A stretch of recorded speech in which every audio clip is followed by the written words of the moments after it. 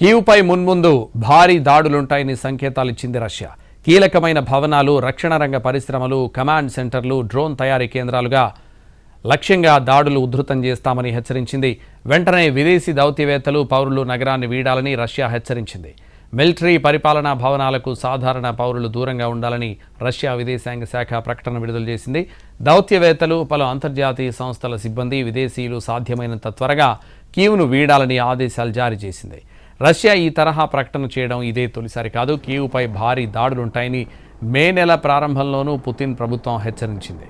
ఇలాంటి బెదిరింపులకు తలొగ్గబోమని Ukraine counter attack చేసింది.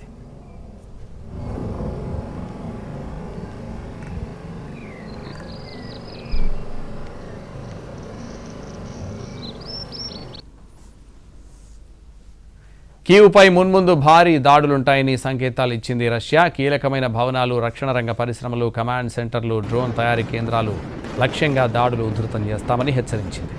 వెంటనే విదేశీ దౌత్యవేత్తలు, పౌరులు నగరాన్ని వీడాలని రష్యా హెచ్చరించింది. మిలిటరీ పరిపాలనా భవనాలకు సాధారణ పౌరులు దూరంగా ఉండాలని రష్యా విదేశాంగ శాఖ ప్రకటన విడుదల చేసింది. దౌత్యవేత్తలు, పలు అంతర్జాతీయ సంస్థల సిబ్బంది, విదేశీయులు సాధ్యమైనంత త్వరగా కీవ్ను వీడాలని ఆదేశాలు జారీ చేసింది.